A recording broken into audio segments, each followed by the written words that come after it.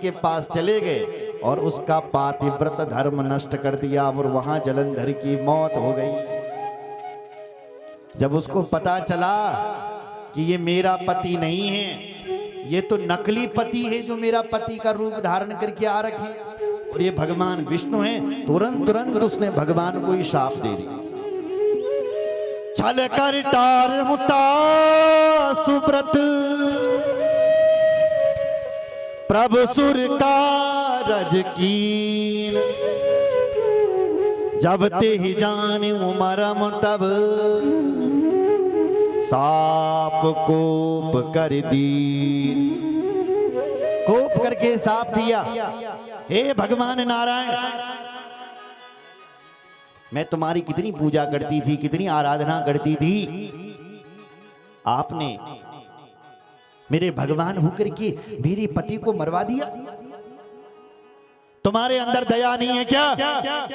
तुम भगवान होकर के पाषाण हृदय के हो क्या? पत्थर का है क्या तुम्हारा हृदय कि तुमने मेरे पति को मरवा दिया है? हे मेरे भगवान, मैं तुम्हें श्राप देती हूं कि तुम जाओ पाषाण बन जाओ, पत्थर बन जाओ। तो भगवान नारायण ने उस देवी को उसके स्वरूप का ज्ञान करवाया। देवी, तू तो साक्षात लक्ष्मी के अंश से प्रकट हुई है। गंगा जी ने तुझे श्राप दिया था। देवी पुराण में ये कथा विस्तार सहित है कि गंगा जी ने तुझे श्राप दिया लक्ष्मी, इसलिए श्राप के कारण तू इस राक्षस की पत्नी बनी है। अब तूने मुझे श्राप दे दिया, अब एक काम करो, तूने मुझे पत्थर बनने का श्राप दे दिया तो मैं तो पत्थर बनूंगा ही, पर जाओ देवी, तुम पहले पद्मावती नदी बनो। कौन सी नदी? पद्मावती नदी, गंडकी नदी जो नेपाल से आ रही है, गंडकी नदी बनो, पद्मावती नदी उसे कहते हैं। और मैं उस नदी का पत्थर बनूंगा, मैं उस नदी का पत्थर यानी शालिग्राम के रूप में प्रकट हो जाऊंगा। बोलो शालिग्राम भगवान की जय। वो तुलसी बनी महाराज पद्मावती नदी, और उस नदी के पत्थर बने भगवान नारायण। शिव पुराण में लिखा गया है कि गणेश जी पर तुलसी नहीं चढ़ानी चाहिए। तत्रापि तुलसी धन्य विष्णुश्चैव विशेषता, त्यक्त्वा गणेशं सर्वेषां प्रतिता प्रतिभूमिपा। वैसे तो तुलसी सभी को प्रिय है, पर विष्णु भगवान को बल विशेष प्रिय है तुलसी। भगवान विष्णु तो तुलसी के बिना भोजन भी नहीं करते हैं, तो तुलसी उनको अत्यंत प्रिय है। पर त्यक्त्वा गणेशम सर्वेषां, गणेश जी को बोल तुलसी नहीं चढ़ानी चाहिए, क्योंकि गणेश जी तुलसी से नफरत करते हैं। गणेश जी जब यहाँ बैठे थे बद्रीनाथ में, तो तुलसी आ गई, बद्री का आश्रम में तपस्या करी, तुलसी आ गई, गणेश जी मुझसे विवाह करो। गणेश जी ने मना कर दिया, हम बाबा लोग हैं, कहाँ विवाह करेंगे, जाओ। फिर आई तुलसी, गणेश जी विवाह कर लो ना, गणेश जी ने मना। तीसरी बार फिर आई, गणेश जी ने मना। हम पुराणों को लिख रहे हैं, हमें टाइम नहीं है, विवाह विवाह का चक्कर नहीं पालते हम। तुलसी को क्रोध आ गया, चौथी बार फिर आई, गणेश जी नहीं माने तो श्राप दिया। गणेश जी, इतना विनती कर रही हूँ, विवाह नहीं कर रहे हो, मैं श्राप देती हूँ, जा तुम्हारे 2 विवाह हो जाए। तो गणेश जी के 2 विवाह हो गए महाराज, रिद्धि और बुद्धि के साथ, सिद्धि बुद्धि के साथ। गणेश जी को भी क्रोध आया। गणेश जी ने कहा, तुझे विवाह करने की बहुत पड़ी है ना देवी, मैं भी तुझे श्राप जानू कि जा तेरा विवाह किसी राक्षस के साथ हो जाए, जा। उस तुलसी का विवाह जलंधर जैसे राक्षस के साथ हुआ, शंकुचूर्ण जैसे राक्षस के साथ हुआ, जो अगले जन्म में भगवान ने इनका उद्धार किया। सुन रहे हो? बोलो जय सिया राम, जोर से बोलो। हाँ, तो हम राम कथा से आगे बढ़ेंगे, ठीक है। तो यहाँ लिखा है, तहाँ जलंधर रावण भयऊ, वो जलंधर ही पर रावण बना। रन हति राम परम पद दयहू, भगवान राम ने उस रावण को मार करके उसको परम पद दिया। ये भी 3 कारण हो गए। देख ले आपने 3 कारण, राम जी के जन्म के 3 कारण। अब चौथा कारण सुनो। चौथा कारण कह रहे हैं महादेव, हे देवी पार्वती, एक बार नारद जी ने ही भगवान को शाप दे दिया। नारद साप दीन एक बहारा, कलप एक ते ही लगी अवतारा। एक बार नारद जी ने भगवान को शाप दिया कि तुम मनुष्य बनो, इसलिए भगवान को बल मनुष्य योनि में आना पड़ा। तो पार्वती के गुरुजी हैं नारद जी, नहीं है?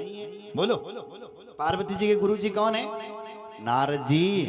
तो तुरंत पार्वती जी ने प्रश्न किया, भोलेनाथ मेरे गुरुजी ने भगवान को शाप क्यों दिया हो? आश्चर्यचकित होकर के बोली, गिरिजा चकित भई सुनी बानी, गिरिजा चकित सुन बानी, गिरिजा चकित भई सुनी बानी, गिरिजा चकित भई सुन बानी। नारद विष्णु भगत मुनि ज्ञानी, नारद विष्णु भगत मुनि ज्ञानी, नारद विष्णु भगत मुनि ज्ञानी, नारद विष्णु भगत मुनि ज्ञानी। ज्ञानी। गुरुजी भोलेनाथ से बोले, भोलेनाथ मेरे गुरुजी तो ज्ञानी हैं। अब सबका गुरुजी रहते वही ज्ञानी, लेकिन शिष्य देखो अपने गुरुजी की कितनी प्रशंसा करता है। भोलेनाथ मेरे गुरुदेव तो बहुत ज्ञानी हैं, ऐसे मेरे गुरुजी ने भगवान को शाप क्यों दे दिया? कारण कवन साप मुनि दीन, का अपराध रमापति कीना। भगवान से कौन सा अपराध हो गया? देखो,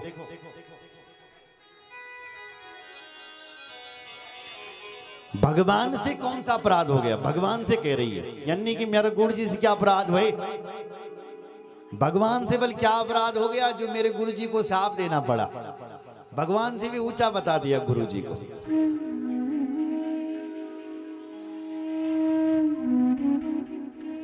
यह प्रसंग मोई कहूं पुरारी, मुनि मन मोहा आचरज भारी। मेरे मन में आश्चर्य हो रहा है, ये प्रसंग मुझे विस्तार सहित सुना। शंकर जी मुस्कुराए, बोलो जय श्री राम। मुस्कुरा करके बोले, देवी बोले भी हंसी महेश, बोले भी हंसी महेश, तब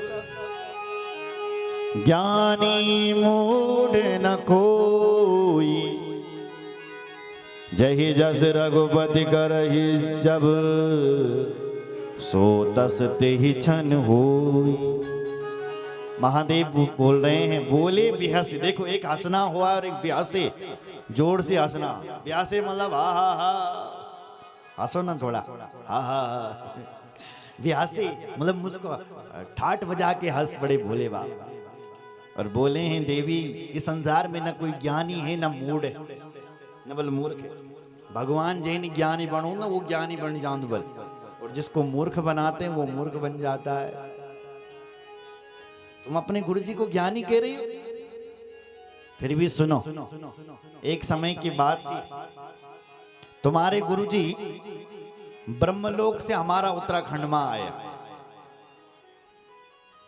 वो जहां गुरुजी ने, नारद जी ने तुम्हारा गुरुजी ने जखिया उत्तराखंड की भूमि देखी, कर्ण प्रयाग, श्रीनगर, बद्रीनाथ, केदारनाथ, वाह, रौत्याली भूमि, ऋषि मुनियों की भूमि, नारद जी का मन इस भूमि पर लग गया। आश्रम परम पुनीत सुहावा,